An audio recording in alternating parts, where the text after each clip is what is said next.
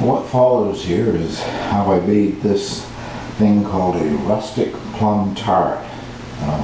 Like most of my recipes now, I get them off the internet, but I don't think I've ever used this particular site before. It's called Pure Dessert, and this particular recipe was submitted by somebody called Alice Medrich. Anyway, below the video in the description section, I will put the entire recipe from this website, and the video that follows, as I said, I guess shows you how I made this with some of my own plums.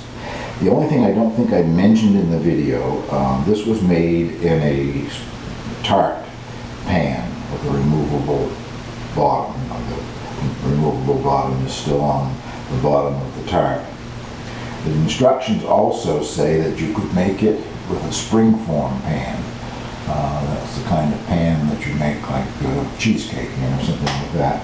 And I think that might work a little better. I mean, this came out of the pan, obviously, without any great problems. But because of the scalloped edge on the tart pan, it was difficult to put a knife around it to loosen it. And there's a lot of sugar in the crust, so the crust is quite crunchy. I just have a feeling that it would probably be easier and work just as well using the springform pan. Now, being very brave, I'm going to try to cut this thing.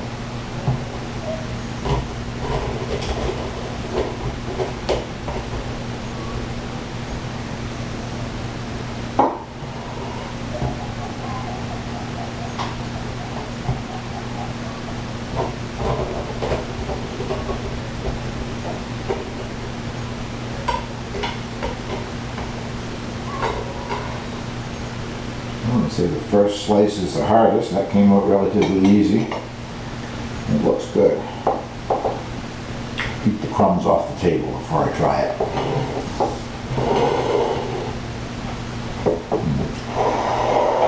As I said, the crust is, at least the outside part of the crust, is crunchy.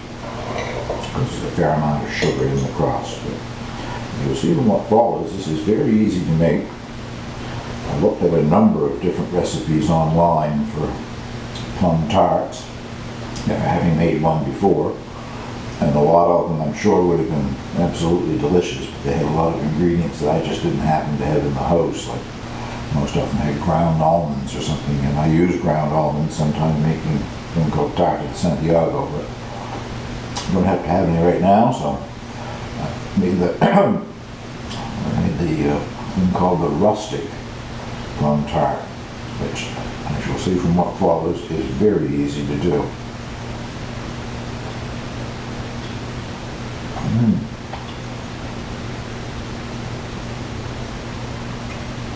And very tasty.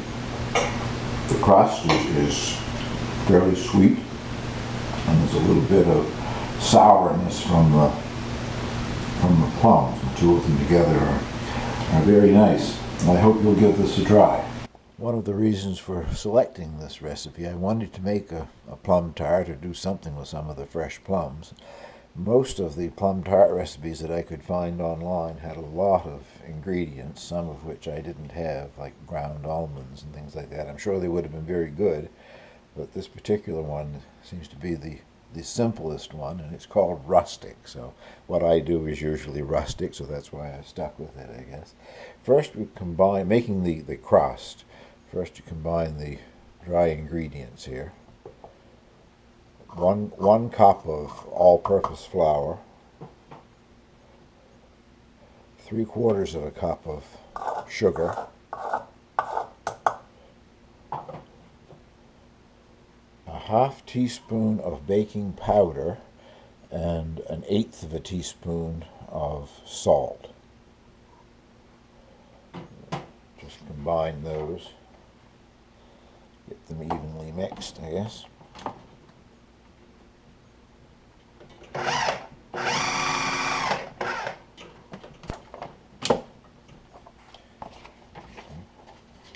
Working with one hand is not good.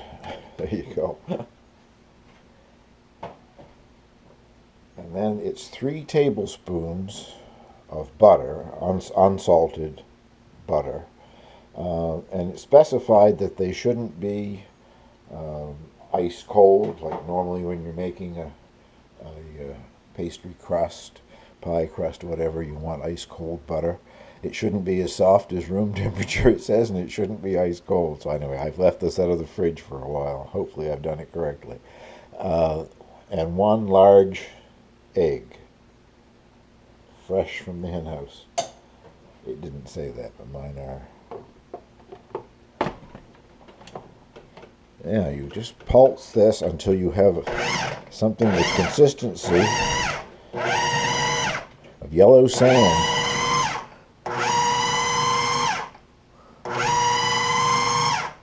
And I think that's pretty much it. It says you don't want it to clump or form into a dough, because you're not going to be pressing this into the tart shell, the tart pan, excuse me.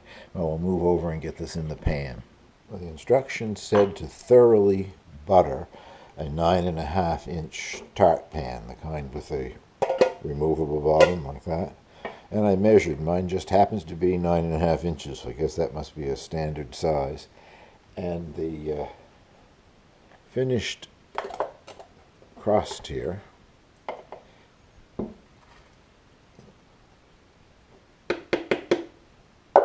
is just placed in there. You don't want to bring it up the sides or press it in firmly, unlike, doing an ordinary tart, pie, whatever. You would be pressing this into the bottom and probably even pre-baking it before you put blind baking it, I think is the term that they use, before putting a filling in, but that isn't the case with this one. Those lovely free-range eggs certainly make it look yellow. Now, depending on the size or type of your plums, I guess, but it said to leave at least a 1/2-inch space between the plum and the border of the pan, and to put them in cut side up.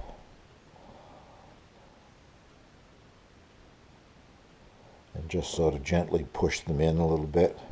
I guess the idea of that was so they wouldn't turn over on their side, it said, during baking.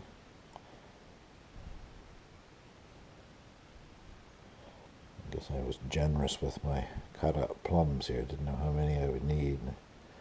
It's all right. I'm dehydrating some too, which I'll show you in a minute. So the leftover cut up ones here will be dehydrated. Plums are fully ripe now.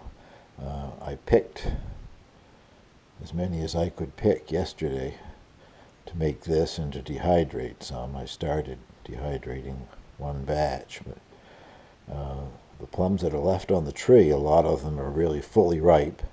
One small problem, the ones that were left on the tree that had split during that heavy rain are now sort of spoiling or fermenting, and they are attracting hornets. I was going to say that there are hundreds of hornets, but I don't think I would be exaggerating to say that there are dozens of hornets, and I don't want to be stung by the thing, so I don't know if I'll be able to pick any more or not. I managed to get quite a few yesterday without getting stung anyway. Well, this now goes into a 375 375 degree oven, and the instructions say 50 to 55 minutes. And then there is a note that they have placed at the bottom. I'm putting all, as I said before, I'm putting all this below this video. Some people say 50 to 55 minutes in their oven was too long, so they're now saying to check it at 35 to 40 minutes, and if it needs more baking, to bake it longer. So I'll bring you back when this comes out of the oven.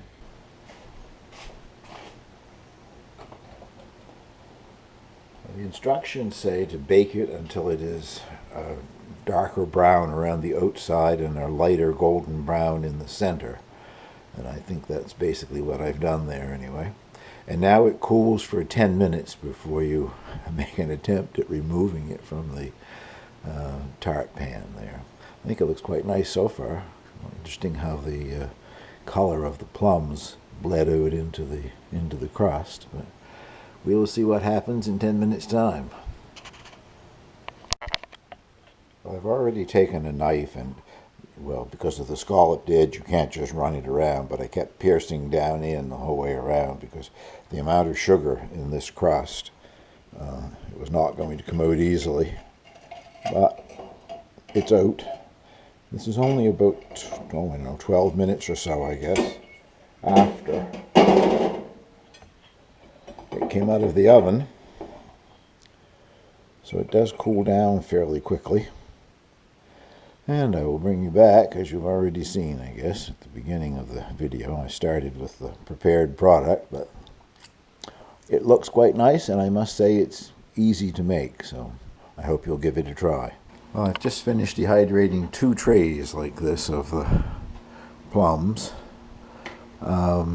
They do taste sort of like a prune, which is, as I've said before, a dried plum, a special variety, I think, of dried plums. They do have a prune flavor to them, but they're also much more tart than a prune is, because this variety of plums, well, it's sweet to eat, but it still has a hintness of tart in the background, if that's such a word. One more thing I wanted to say before I shut this down. If you haven't used one of those tart pans that I used, removable bottom, or a spring form pan, I meant to say that I put mine in the oven on a cookie sheet. There's always something that comes out of them if you don't. This one didn't have anything liquid being poured into it or anything, but there was enough butter in buttering the pan itself and in the crust that there was still a bit of butter that melted and came out of it. So for easier cleanup, I recommend that you use that on a cookie sheet. Well, thank you very much for watching. I hope you try the plum tart.